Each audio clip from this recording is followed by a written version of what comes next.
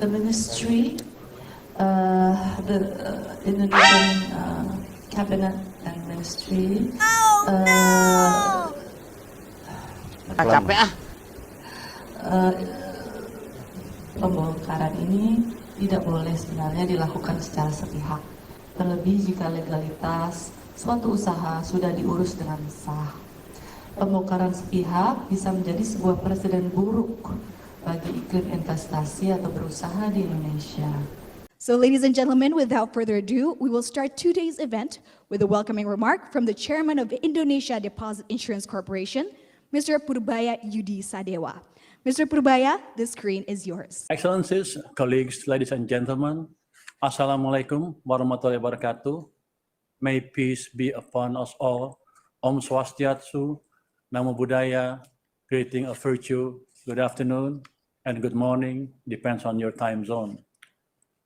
Ladies and gentlemen, it is my pleasure as the chairman of the Indonesia Deposit Insurance Corporation to welcome all of you to our virtual webinar series today with the title, The Rise of Digital Banking and the Future of Deposit Insurance System. First of all, I would like to extend my sincere gratitude to our four distinguished speakers today. The first, Mr. John Frost from Bank of International Settlement, Mr. Carlos Colau from Spanish Deposit Insurance Agency, Mr. Iman Shah from Financial Service Authority or Otoritas Jasa Keuangan, and Mr. Indra Utoyo from Bank Rakyat Indonesia, for taking your time to share your knowledge, experiences, and thoughts about digital banking from your perspectives. It is really our privilege and honor to have you all here today. I would also like to thank the IDIC International Affairs team for arranging this great seminar. Ladies and gentlemen, we have lived alongside the COVID-19 pandemic for more than 1.5 years. New challenges have surfaced for institutions all over the world and have altered both consumer and producer behavior, as social mobility and close contact activities are being constrained to mitigate the spread of the virus. Before the pandemic, digital technologies have actually been rising rapidly due to the ability to pack more and more transistors onto a silicon chip, which has grown exponentially according to Moore's law, and the rapid development of internet infrastructure all over the world. However, digital transformation at that time was an option for an institution or company, depending on its available resources and nature of businesses. The pandemic has been shifting the optional nature of digital transformation to become transformed to digital or losing in competition.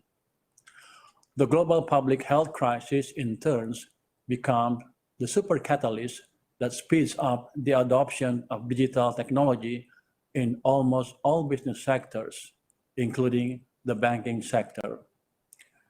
This is why all over the world, including in Indonesia, we have seen more and more banks are driven to beef up their digital services for their customers, which has improved the bank customer experiences greatly. Several banks have been transforming or refocusing their businesses or business segments to digital banks, which have been providing one-stop banking services to customers through the internet in more convenient and efficient ways. In an ideal design of digital banking, bank customers should be able to feel like having access to a bank branch that opens 24 hours a day, 7 days a week. The banking services are delivered to them through digital services that are intuitive, easy to use, customized, and secure. I believe this trend will continue further all over the world as the pandemic has brought us to the new era, the new normal, the twilight of digital era.